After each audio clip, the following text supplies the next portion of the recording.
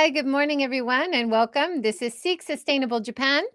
Today, we are talking about Japan's amazing characters, and we have the best expert insider to give us a bit of idea. Why does Japan have so many amazing and bizarre characters? So, I'm JJ Walsh, your host here in Hiroshima, joined by the amazing Dr. Debra Occhi. Thank you so much for joining. Thank you so much for having me, Joy. And let's see, there's a contemporary answer to that and a historical answer to that. So, which order would you like? Oh, let's start historical. Why not? Okay. Okay. We know Japan has a long-standing anthropomorphic and zoomorphic urge. There's many articles about this by people like me, Laura Miller, other people.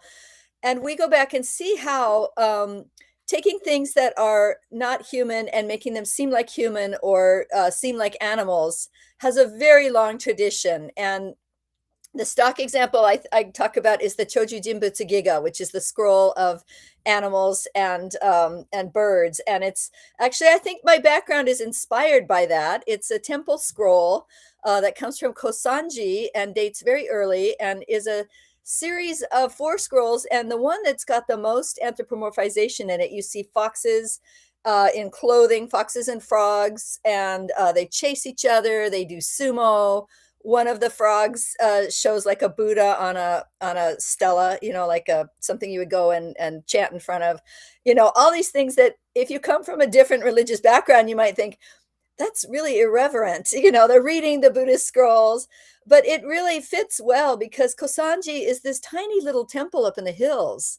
And so they really are surrounded by nature. And if you think about this scroll as coming out of a time where writing was a new thing, and so for the Buddhist scholars to promulgate Buddhism, having something like that you could sort of talk through and make it really enjoyable for people, I think had a real power then. And I think that kind of being able to have fun with things that we might think are serious if you come at it from a Western standpoint, A, and B, having this tendency to want to animate things.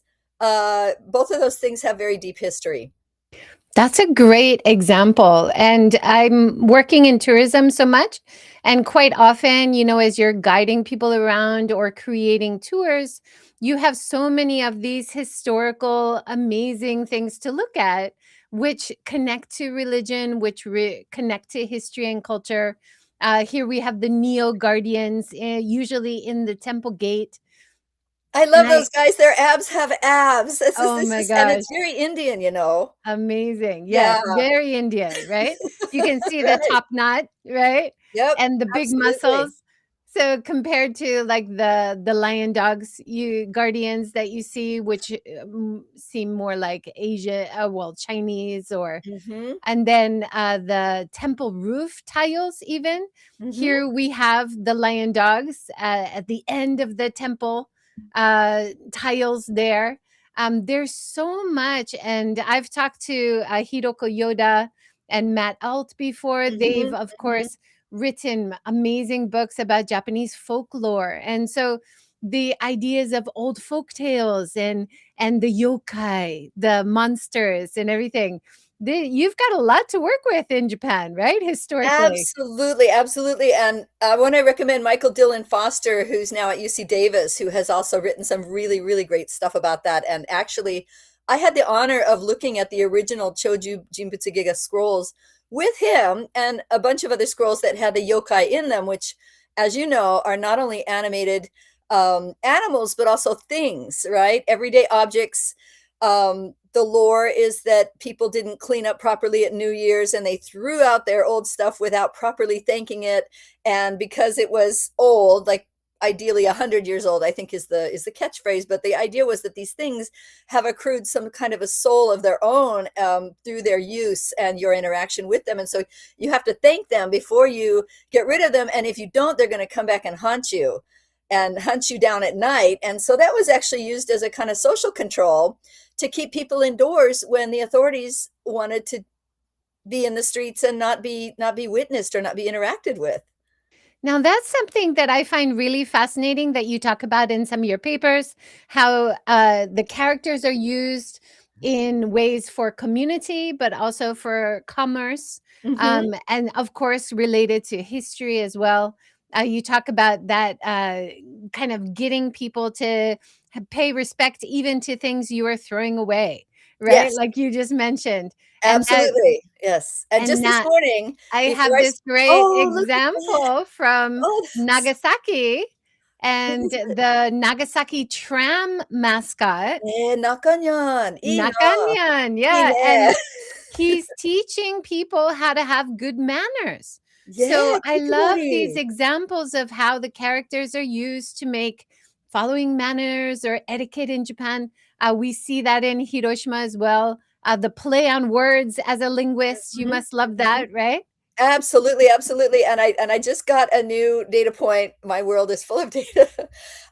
Before speaking with you, I got up and walked out this morning to the beach. I live at Aoshima, so I wanna be an ambassador for Aoshima and profit, but anyway, in the botanical garden, they have these vast lawns along with lots of flowers, and they have, got these new lawnmower robots, and they look like, the body of an older style vacuum cleaner that would have sort of a, beetle-shaped body, and then it would have a hose and a stick and a head on it, right? You can imagine what I'm saying. Well, it's just the body, and it's like a Roomba, I guess. It goes around and mows the lawn by itself, and there are, several of these in the corners of the lawns resting, and each one of them has a placard which has a name, and they all have a family relationship to each other, and, the idea is to motivate people to obviously to care for these objects and not mess with them, not let your kids climb on them, etcetera, and so I found it amazing that they anthropomorphized all their lawnmowers and that this is right out there, like 5 minutes walk from me are these new recently installed, lawn robots. Wow. I'm sure we'll see that more and more, right? And as Absolutely, we and the thing is they don't look like it's not like when you go in a hotel and these are old fashioned now, right? But when a pepper comes up to you and it's got a face on it, this is really just a rounded it looks like if you, um, shrank the wheels on an old Volkswagen bus and a Beetle and it had no hood. It's just a really just a round blob, but and it has no face. That was the part that intrigued me also because a lot of times they'll stick a face on something and then you know immediately, like your train mascot there, this is a character. So they've characterized them without adding the face, and I wonder if that's gonna be a newer, addition or not. That'll be interesting as we move into AI and more technology being around us all the time. How are the cute names given, right? Oh, yeah, Chappie. How are the cute Yeah, images made of, yeah. yeah, like People call the ChatGPT Chappie, which sounds like a person. It sounds like a happy. nickname, That's right? right. That's Yeah. right. So you've read my So we articles, I'm so grateful. Yeah, yeah, no, that's awesome. And then, talking about historical references again, something that we talk about in tourism with guiding all the time. You talk with guests about, oh, you've probably seen the cats. Do you know what their origin is, or what do they mean, or how do people use them, right? And then you've got these examples like kappa Mhm. that you often see around Japan. Of course, you would see the seven lucky gods, a lot of lucky symbols, lucky characters. And then in shrines and temples all over, you see the seven lucky gods, like one of them here with some persimmons donated in front. But Jizo, the cute characters of Jizo everywhere. So I just wanted to show more of the Mhm. historical Mhm. references, which definitely connect to tourism. But I think your work also talks about the spiritual nature, but Hmm. The taking a lot of the characters, making it a yurukara or looser character, so there's not really that strong religious connection, right? Mhm. Mhm. And again, I wanna point to my senpai, Michael Dillon Foster has written some really interesting things, particularly, about the kappa and how they originally were quite fearsome, and again, like the as a yokai used as a kind of boogeyman to keep the kids out from playing in the rivers. And the original story is quite horrible, as I'm sure you know. The idea that they would reach up your fundamental orifice and rip out your soul if you go in the water. Yeah, and so they've really become cutesified and used in all these different other medium, and I don't think people see them that much as a scary thing. And they can be quite beautiful. If you go to Toyama, which is famous for the Doraemon artist's hometown, um, oh, the name of the town is off my brain right now. But anyway, there's a beautiful garden, and in there is a statue dedicated to the brushes that the artists use. And around the base, which would be the handle of the brush, are placards of kappa that have been drawn by many, many different manga artists. And so they're quite beautiful in their own right. And there's a couple that are very kind of glamorous, even, very, very cute, but also even kind of sexy looking.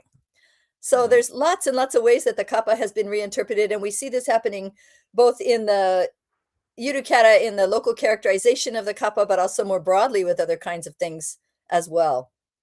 That's so interesting. And I think a lot of visitors are also surprised by the use of it looks like horror. It looks a bit gory or scary, but it's considered cute, Oh yeah, that whole right? um Kimokawa trend with like Yeah. I think Hokkaido has the bulk of the scary bear mascots, and that's we've seen from last year's news that bears are really not to joke with. Yeah. We have the bear next door to me. Well, he's not a bear. He's legitimately not a bear, and that's very Kumamon, clear. Kumamon, yes, Kumamon is not a not a bear. bear. Not a bear. Oh, but No. Yanchara bear is in his Gotai no name, Otoko no or is Koda. that Kumamoto because of the beginning?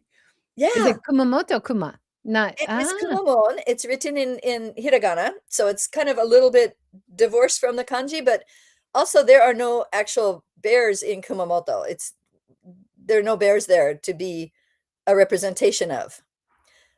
They envisioned it as a mon, a person, because that's dialectal for mono when you talk about a person, and you could humbly say, I'm that kind of mono. Oh, and then it's a Kumamoto mono, so it's a Kumamon.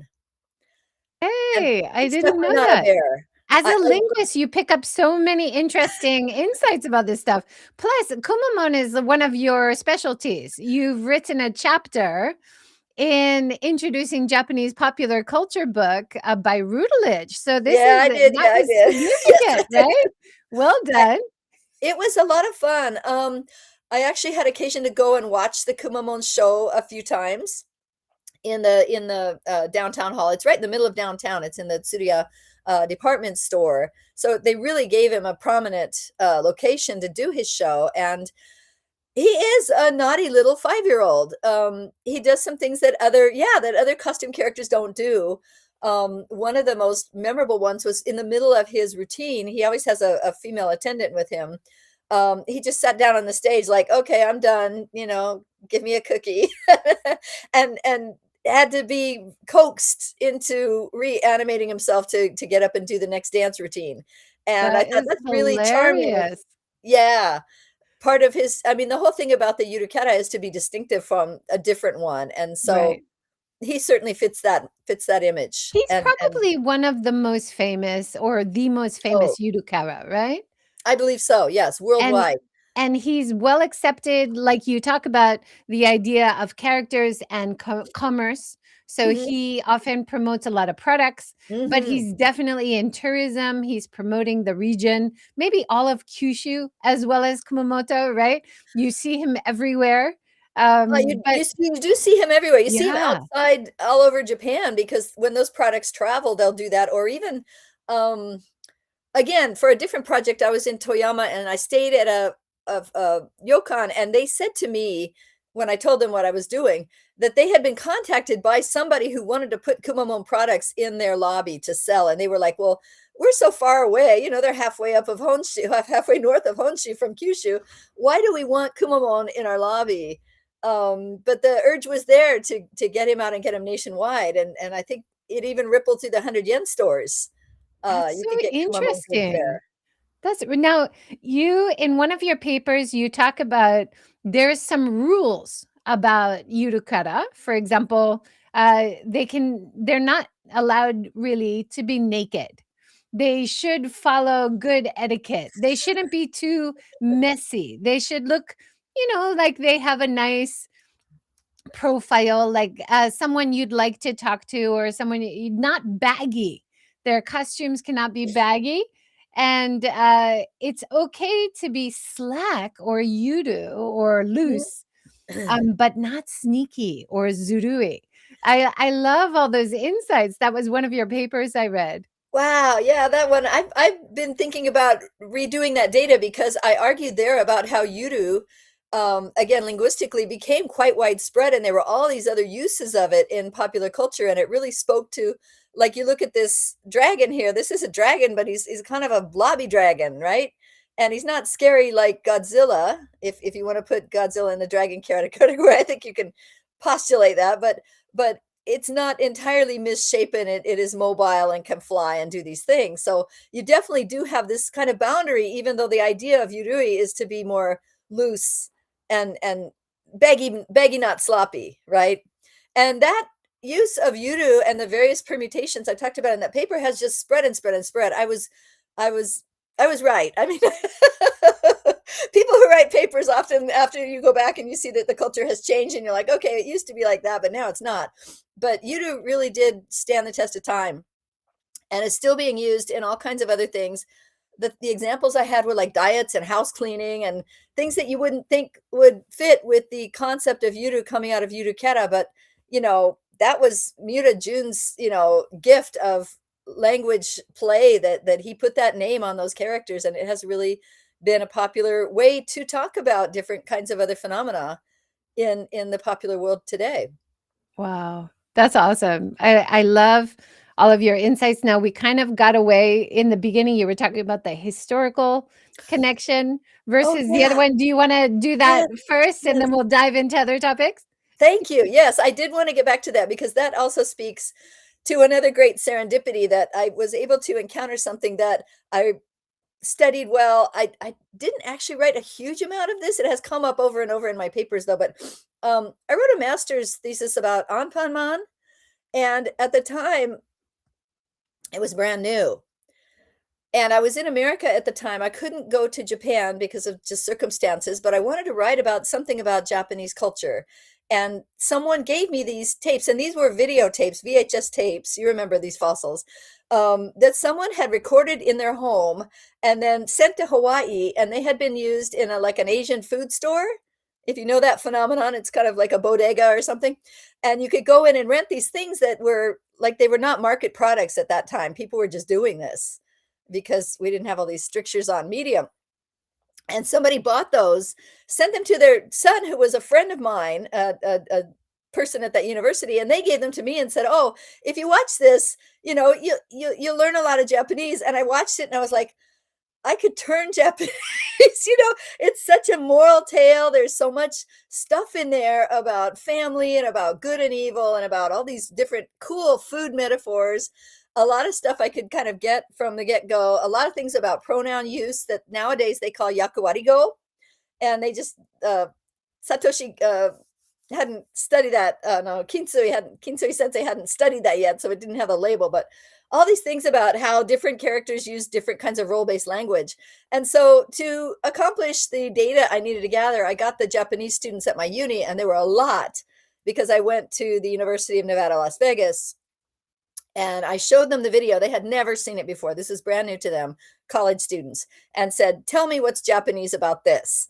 And I got a lot. And fortunately, that if I say this like nobody knew Anpanman, I sound like I'm from another planet, because it's so ubiquitous now.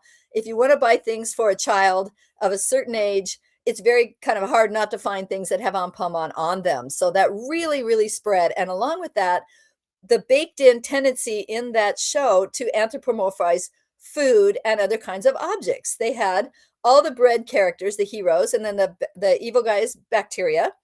They had a apple and a toothbrush and all these things right off the bat that they had characterized. And not only did they get a Guinness World Record, but they kept on making more characters. So they topped out. It's well beyond, it's in the thousands now. I think at the record stage, it was 3,000 and something. And I really believe, because I saw it with my own eyes when I came to Japan to work, 25 years ago in this job, but like even from 30 years ago, that other things were beginning to get more and more anthropomorphized in popular culture, that this was a trend. It started in advertising. People were making products that had directions, and so they were treating them like people so that you could understand how to use them. And it just went rampant, and I'm just so pleased that I saw this happen and had the chance to write about it.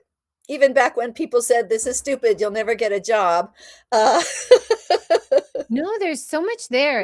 It's so connected to culture, modern culture, but also history, tourism. Oh my gosh, advertising, absolutely. Ampaman is something I always talk with visitors about. There's a statue of Ampaman next to a kappa in one of the temples that we visit. So there's lots to talk Oh. about if they're interested in that stuff, and the idea of the most generous superhero, how he Mhm. gives part of his head to help people, and then he has a baker friend who makes him a new head, but Uh-huh. also how my kids learned about, "Oh, you gotta wash your hands Mhm, because biking mhm. men will get you," Oh, mine and too, you yeah. gotta It's brush your baked in. teeth, right? So it's Be it's about clean. hygiene, Yeah, education. be part of a team. Yep. Um, you don't have to be almighty. This was the real contrast to the hero cartoons in the US at that time, was that the heroes often were these really almighty figures with very few things that could wound them, and then there was nothing really anybody else could do about it, like kryptonite, right? But with Anpanman, every day he's baked anew, he's got this family support. The other heroes have support and they work as a together with their different skills. He's not this almighty guy. And then also the evil is very interesting because it's not 100% vanquished. It's sort of like an inevitable outcome of life, that if you have bread, you're going to have bacteria that wants to eat it. That's just how it is. Yeah, And I thought that was really I heard a refreshing. Buddhist monk talking about the yin and yang, how there always has to be evil. There can Hmm. never be all good or all evil.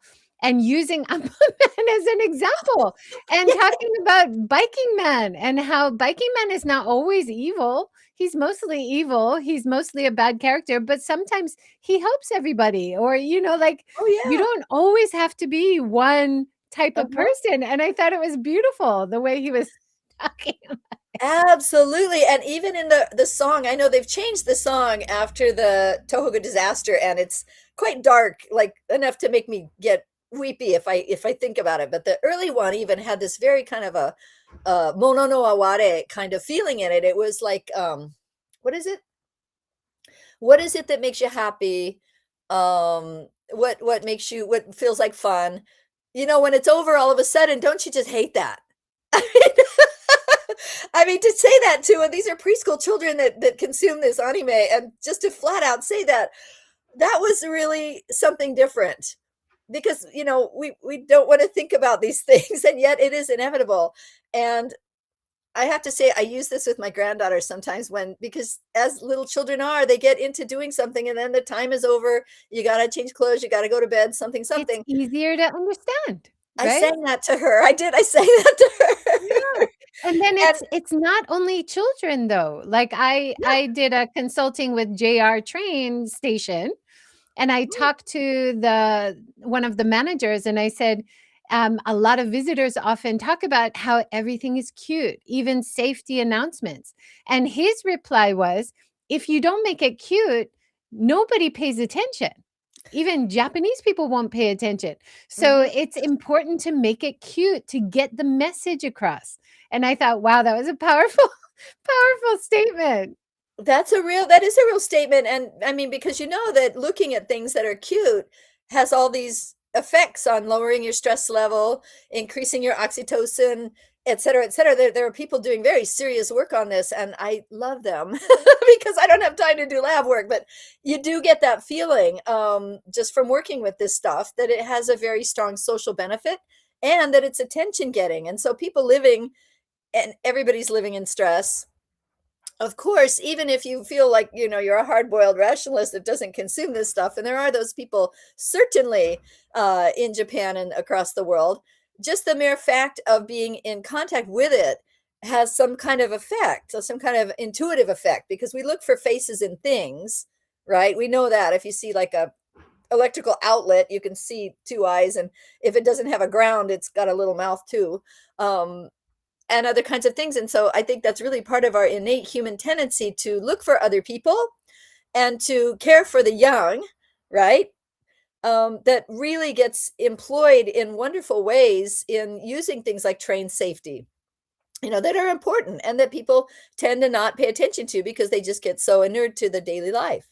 Absolutely. And I'd like to go back to a little bit. I know that you're also teaching environmental studies, Uh-huh. and I'm always focused on sustainable business, sustainable tourism.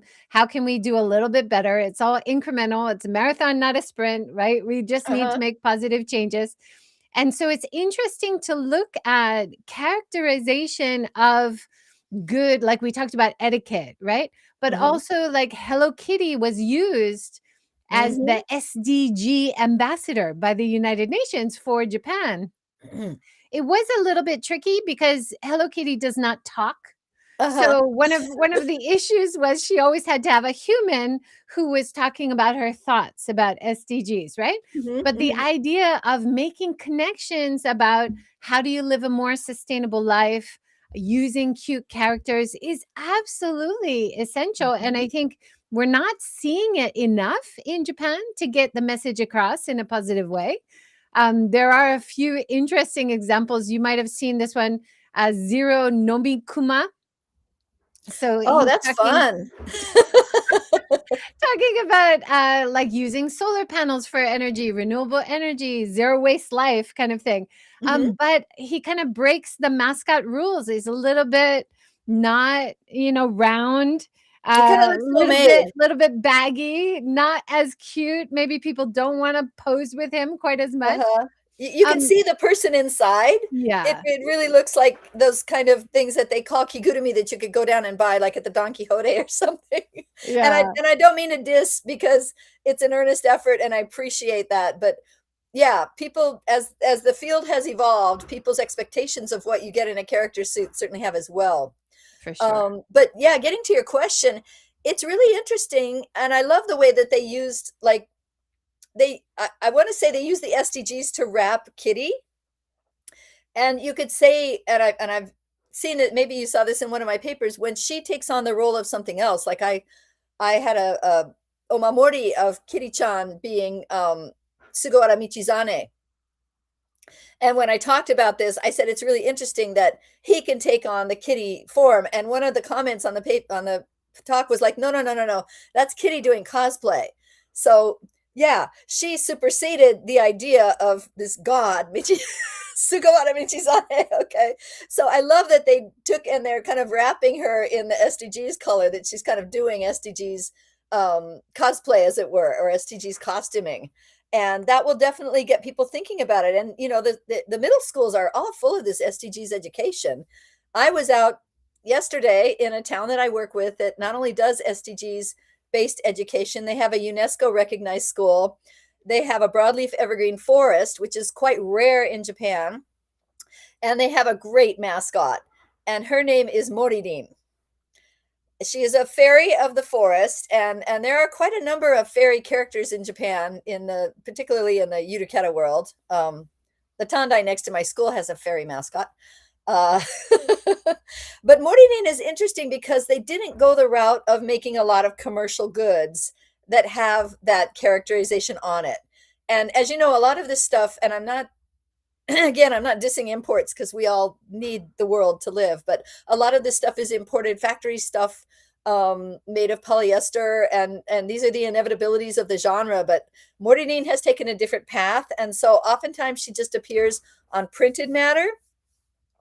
There is a kigurumi that comes out occasionally, but not too often. So they're very kind of low level on their use of her, but everybody loves her. We did an English Day event. This is the second year we did it in that town, collaborating with me and one of my graduated students last year. When we gave them the certificate, we made sure that Morini was on it next to their name, and they commented in the questionnaire afterward, "Thank you for putting Morini on this. It really made it special for me." So you can see that even in this town that very much wants to focus its nature primarily, and then have the character as a kind of a backdrop character. It's not, on everything. It's not in your face, that it still has a lot of currency among the young people who they are very much hoping will come back to this town. And I say come back because they don't have a high school there. This is a huge problem in the depopulation crisis, that kids have to go out of their town to go to school. And the dominant ethos of Japanese higher education is you go to a bigger city and you get educated, and then you probably stay there, get a job, maybe mate seeking if you're going to do that. And then maybe you come back to your hometown, and likely you don't. So they're really banking a lot on hoping that their youth will do this. And this is something, like, I've worked at this town for 4 years now and had students studying various topics, including the issues of why kids want to come back or not. So I can really see that having something nice like Morin can be an aid in this. And can I tell you a little interesting story that's kind Yeah, of in yeah, the go half-baked ahead. mode right now? Go Well, ahead. for me, it's half-baked, but for the person that contacted me, an Indonesian scholar who's working on a PhD has contacted me wanting to make socially responsible games. This person is in game studies, and this is a wonderful new wrinkle for me. My gaming has really been limited to like Pokemon Go and stuff like that. But they want to take local characters and make they want to use local characters in Indonesia eventually. And they are using Japanese characters for a case study example, and they want to create a socially responsible game and then have people interact with it and then use that data for their doctoral work. And they want to work with Morning. So we're kind of in the process of seeing how we're going to get that to happen. If we can, I have a good relationship with the Echo Park Center. So one of the possibilities is, can we maybe put a kiosk in there where people can encounter it, or a QR code or something. So even without using, I mean, this is using electricity and the internet and so forth, but without using as many material resources, how can people partake in character culture is another thing that has always been very interesting to me, and in this case is taking on a very different angle. So I'm curious to see how that's going to That's so develop in the near interesting. future here. And it's a very logical progressive from anime, manga, which and video games, which is all mostly online. People using their phones, using apps Mhm, more, mhm. less paper, less physical products, more AI, online products, if you will, right? Right. Interacting with these things in a virtual world makes a lot of sense for sure. Yeah, and I love the social awareness aspect of it. In fact, I just advised this great thesis on Token Rambu. Okay, are you familiar with this? It was a game, and it has become a full media mix, and it is the basis of the story is the anthropomorphization of swords.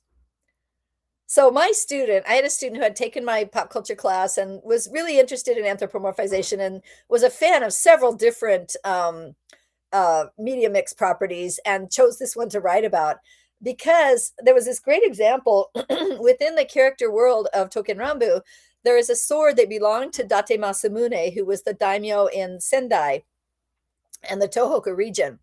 And I used to live in Sendai as a student. So I mean 30 years ago, right? So that's a great touchstone for me. But anyway, this sword was damaged in the Kanto earthquake. And so it had and I this is a lot you learn. It was taken out of its official sword status because it was damaged, and so it didn't have the hamon on the blade that can be used to characterize it. So anyway, this damaged sword becomes the basis of a character in this Token Rambu franchise, this young man, and they're all sword fighters, right? So it's like the sword is the person and it's also the sword. So that's unique. And so people, by consuming this franchise, became interested in what happened to the real sword because it had been lost, and it was eventually recovered. And they were, interestingly enough, they're able to put it on display in an airport. And this was notable because you can't bring swords into an airport, not even historical ones for display. And so the fact that this sword was damaged and was like kind of no longer a sword and became a person gave it the ability to then be put into this airport display. And so she did the great job of tying this all together, and how it was the anthropomorphization that was really the key to the recovery of this important historical artifact and the ability to display it in a place where those things would normally not be allowed. That is fascinating. And then you can connect, of course, to the lost art of sword making in Japan. Like you talked about depopulation, so many of the traditional culture, even boat making, wooden boat making. I talked with Douglas Brooks, an American educator who writes about it, Japanese boat building, because it's a dying art. And These things break my the heart. Boat building, barrel building, I think you also right, talked barrel about, right? connected. And And then, of course, tool making comes from sword making. So much of this, which mhm. seems the basis of so much Japanese culture, and it's going to be horrible to visitors, to residents, to everyone if it's completely gone, right? So Absolutely. having that characterization, making history, but also culture more tangible in a modern sense through cute characters. I love kind of the potential there. Is it really interesting, isn't it? I agree, and it's kind of like that song lyric where you don't know what you got till it's gone. And in this case, it all these things that you just mentioned have such appreciation overseas. People are so intrigued by Japanese architecture, the joinery, the baskets, the barrels, the and all those things that were considered to be like these difficult, labor-intensive jobs that, people don't think that that's what they want their kids to get into. They want Okay. their kids to go to college and go do something new and different and, I mean, I'm speaking in stereotypes, of course, because I know there are people who treasure this, and there are people in my world who are actively doing farming and, teaching the school children how to make miso and cool stuff like that. But I totally agree with you. There needs to be a real move towards reassessing these things and people getting more involved in them in an active way to preserve these arts and to bring them into the future. And, start using up the sugi in the forests and get away from all this plastic. Yeah, absolutely. I No, made miso the absolutely. other day and we It had to take it it home in connects to plastic bags sustainability because we on didn't many have levels, little, for sure. yeah. Because you wanna preserve culture, but you also want high quality of life for Mhm. local people now, as well as visit play. Have this example of history. How do you use characters to Oh, talk about good. history? So this is Kiyomori, one of course, most of Japan. Kiyomori was Oh, you're kind of freezing up here. Oh, you're kind of freezing up here. Deborah, looks like you're cut out Yeah, a I'm little here, but bit. you yeah. I didn't quite hear what you were saying about Kiyomori, and it's just so darn cute. What is He's it's really holding a cute. sword, of course. It kinda Yeah, the light glare, it looks like a toothbrush, but that is a sword. yeah. It looks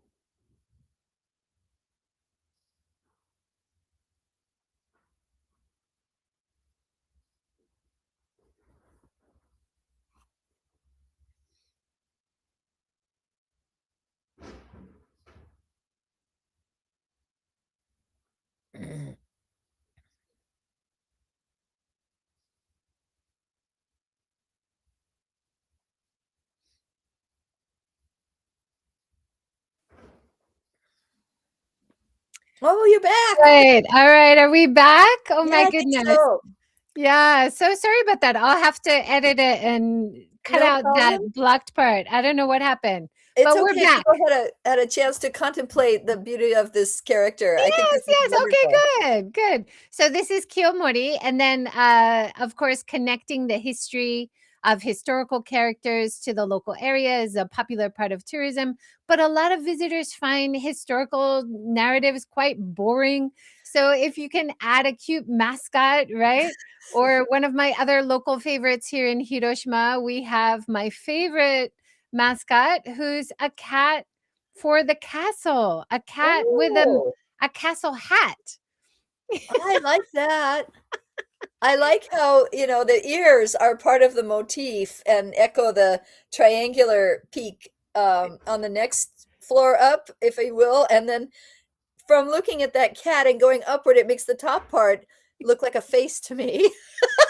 Now, I After a know while, everything as does, a but. linguist, you always wanna know the name. So this one's called Shironya.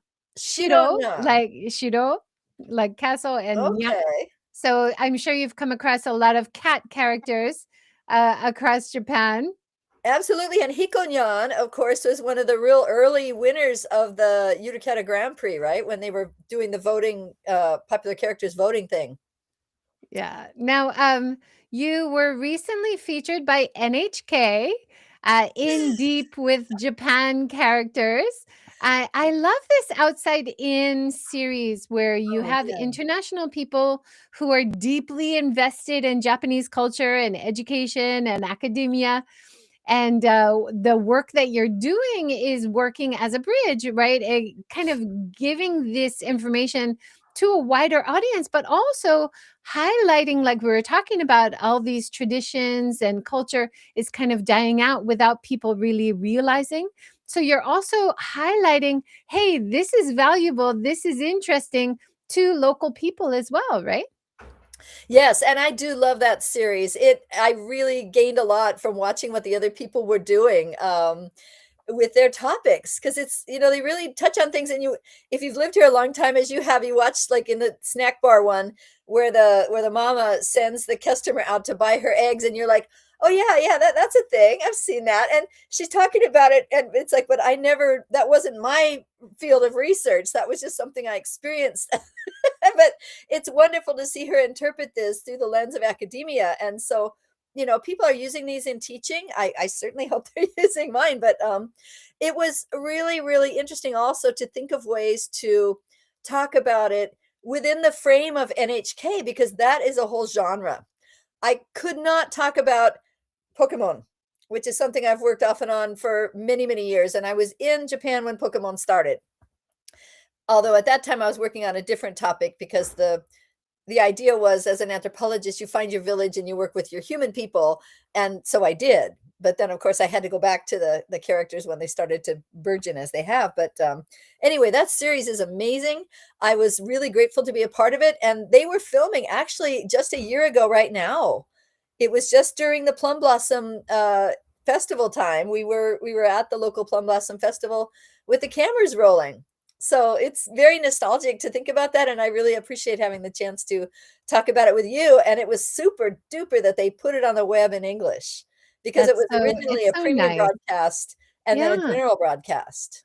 Absolutely. And your whole focus, or in the NHK show anyway, is about the idea of linguistics and Mhm. how the names give us a deeper sense of the culture and the traditions and things. Can you give us like a short summary of that Sure. idea? Sure, kind of like what we were talking about earlier with Kumamon.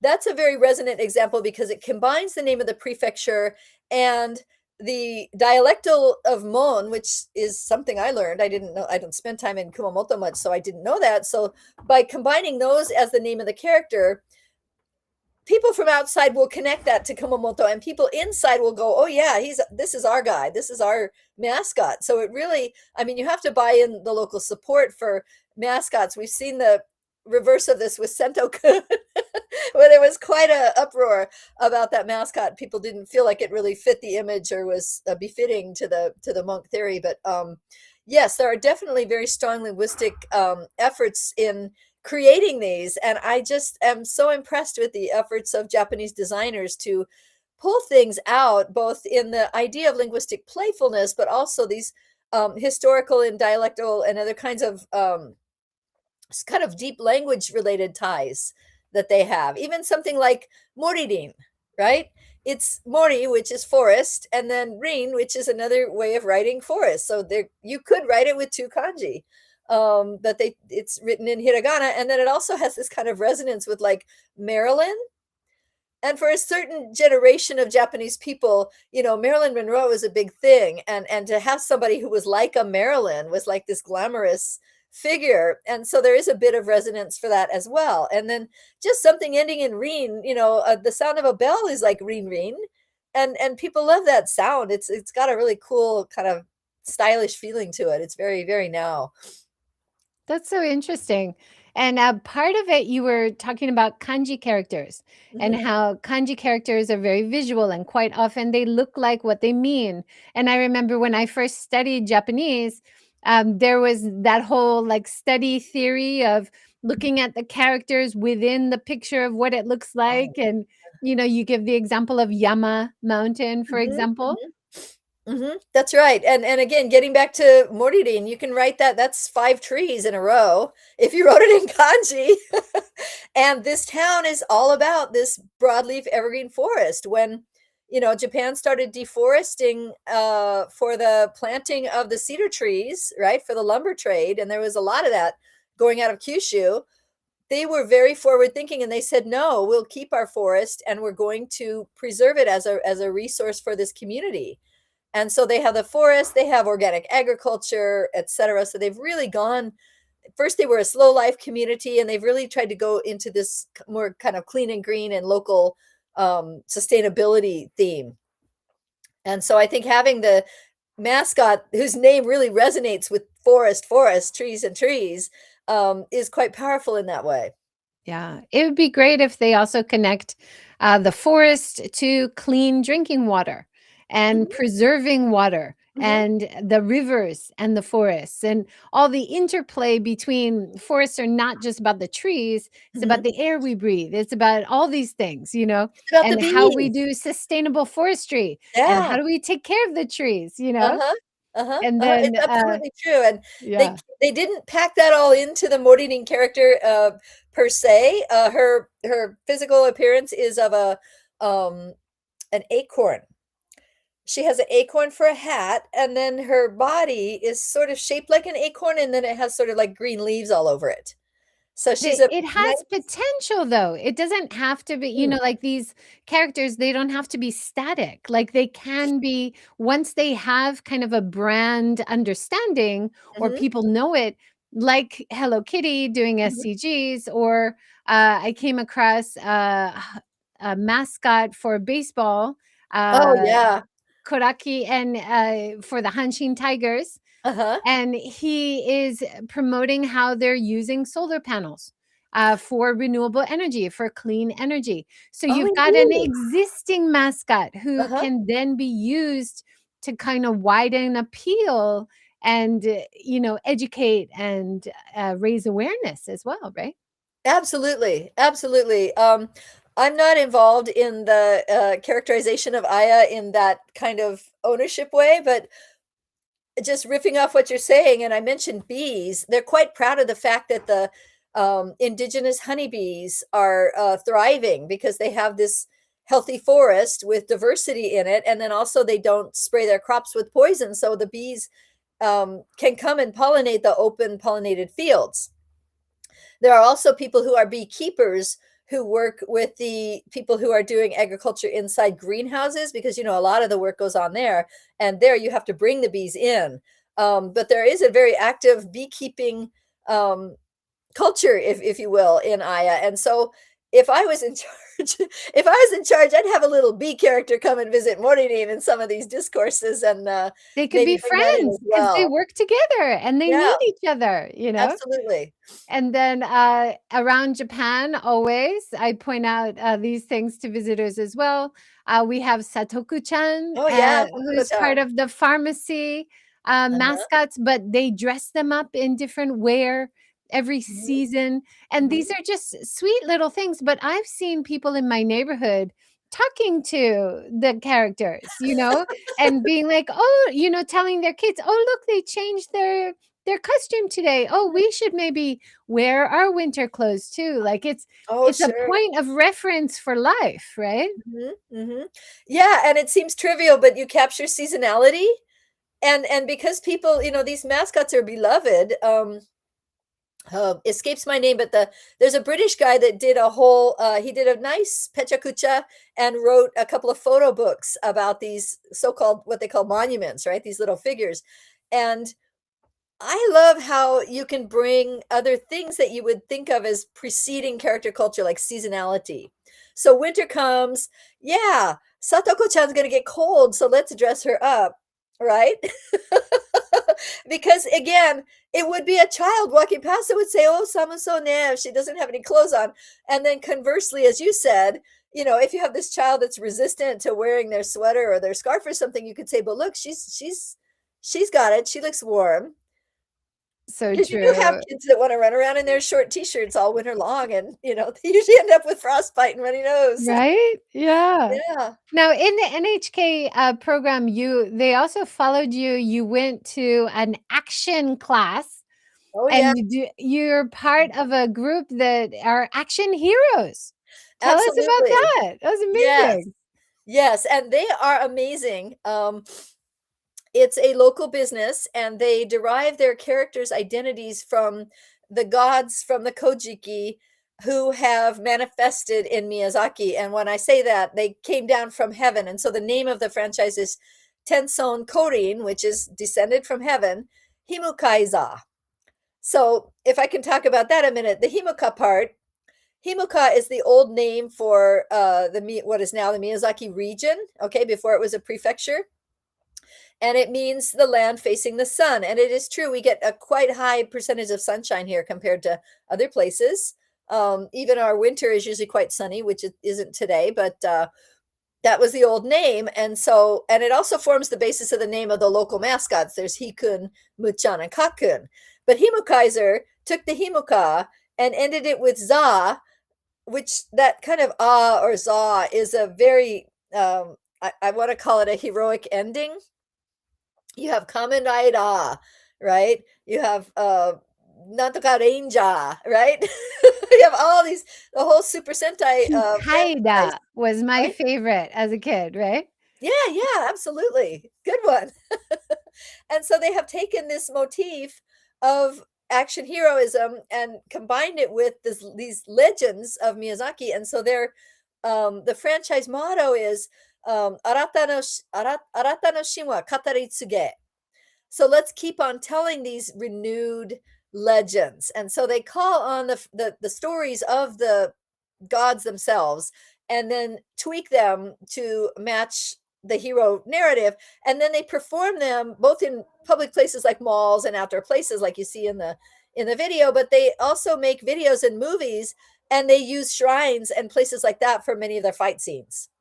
So it's really, I mean, this tells you that these people are very much invested in the community and beloved by the community, because otherwise they wouldn't be able to go into these sacred spaces and use them for these, action sequences, and they wouldn't have the legitimation of using, you know, Tsukuyomi and Kagutsuchi and all these local gods in their stories, but they Wow. do.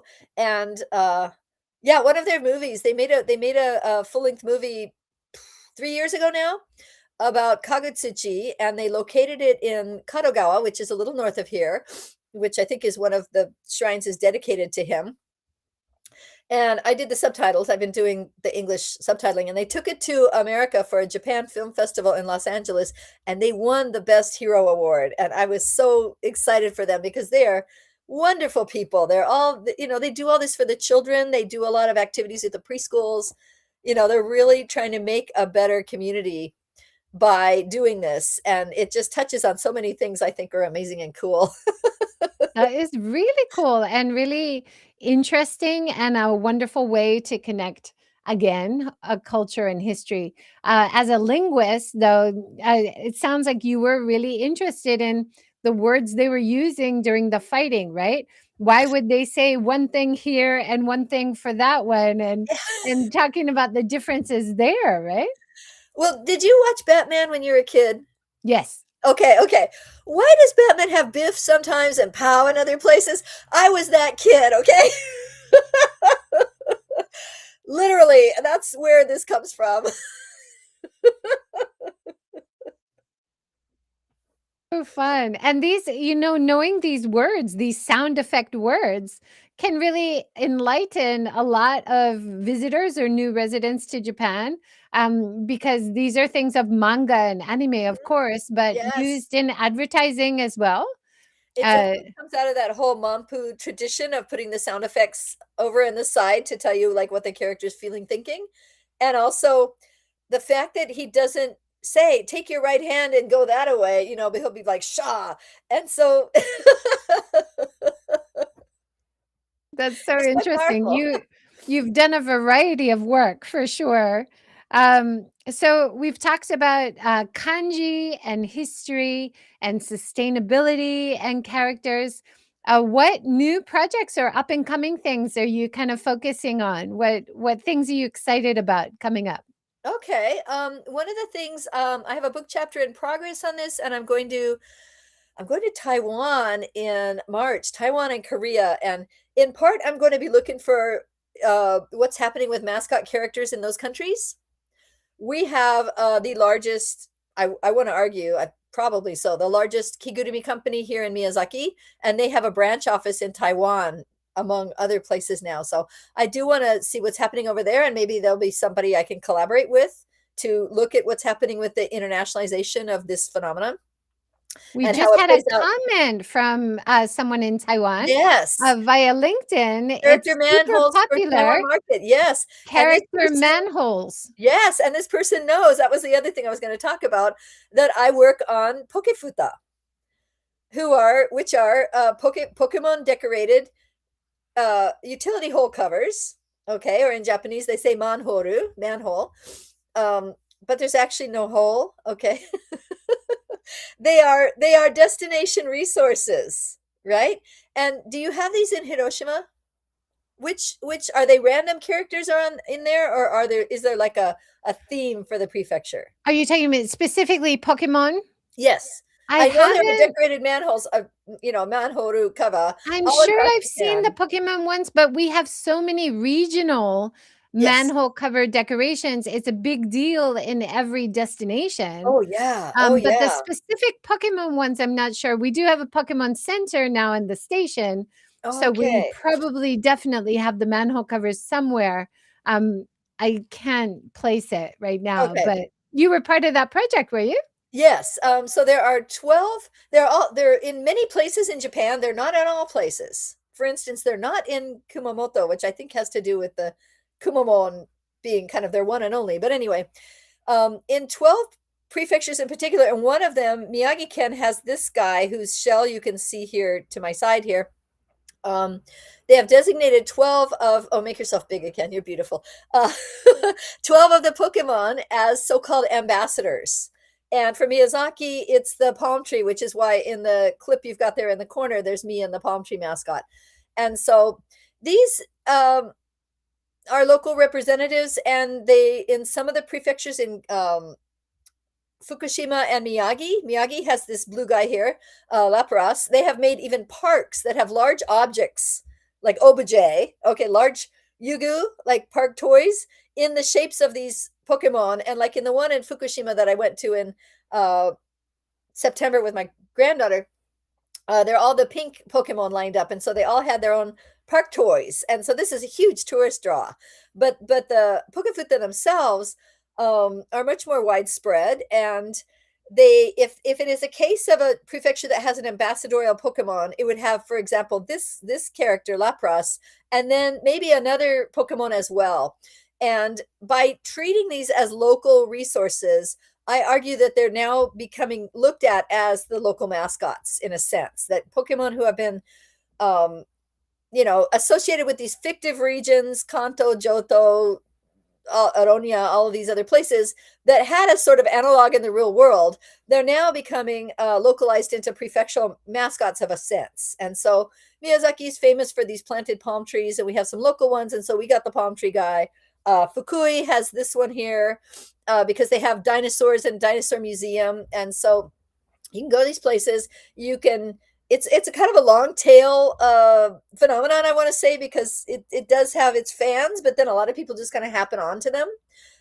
It does have a representation in Pokemon Go as well, where you can collect points at Pokestops, and you can get a postcard sometimes and a gift, and then you can send that to another player that you've friended in the game. And so it's kind of mutual surveillance, but also you can get a look at what those utility hole covers look like wherever that person has been. And so that's fun, and you can keep them. So there's this whole kind of trading card game aspect to it. And they just had it was the first in Kyushu. I think it was the third overall. They just had an exhibit in the downtown department store where they took these 12 ambassador Pokemon and brought their goods and their promotional stuff together in one place, like in one of those open spaces in a department store where they do art exhibits. And they had all the local foods that are being wrapped with those characters' labels. They had the Kigurumi coming out a couple times on Saturdays and Sundays for photo ops. And so they really tried to bring the joy of these other prefectures' mascots, as well as our own local one, into this space. And it was quite popular. They had all of these amazing variety of goods that you normally would have to go to that place to get. Okay. So the whole wrapping on the omiyage, and then certain products that have been created for the consumption and of the fandom, like tiny little flags, those little banner flags that you see everywhere. A little flag in a stand that may have one of the characters on it or may have all the characters on it. And so this is for, like, if you go to one of these places, you go to some place and you want to do, I think this is part of oshikatsu, right? You set the thing there, and then maybe you set your toy there, and then you take a picture. So it's really like I was here with my stuff, I'm representing. And the fans that came, many of them were wearing Pokemon stuff, or they may have a little charm on their bag, or maybe they had one of the toys with them that they brought. That it was really quite interesting to see all the manifestations of this fandom that has been spread across the country. Hokkaido has the foxes, and Fukui has the dinosaur, and we have the palm trees, etc., all in one place.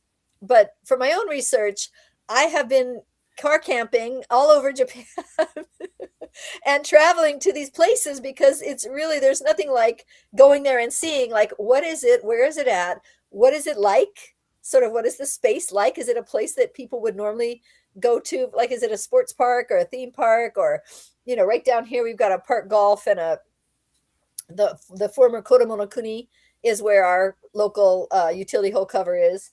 And just kind of partake in the experience. And then I meet other people who are fans, and we friend each other, and I find out their story. So when I went to That's so Okinawa, interesting. Yeah. yeah, it's wild. It's like a modern character version of the pilgrimage. Very, Or yes, it is right? a Senki Junrei, exactly. It definitely is. And it started in Kagoshima. Is that right? Yeah, with the Eevees. The Eevees, they look like squirrels. Okay.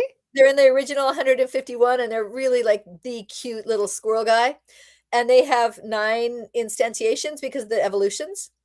So the Eevees in 2018 were installed in Ibusuki. Why? Because Ibusuki. Okay. I got it. Yeah. Are they connected to electric cars at all? EV No, sounds like a unfortunately, perfect EV I want connection. if I ever got an electric car, it'd probably be like an Eevee Itasha. You would have to use the character. That seems like a perfect fit. Yeah, the yellow one, particularly the electric one.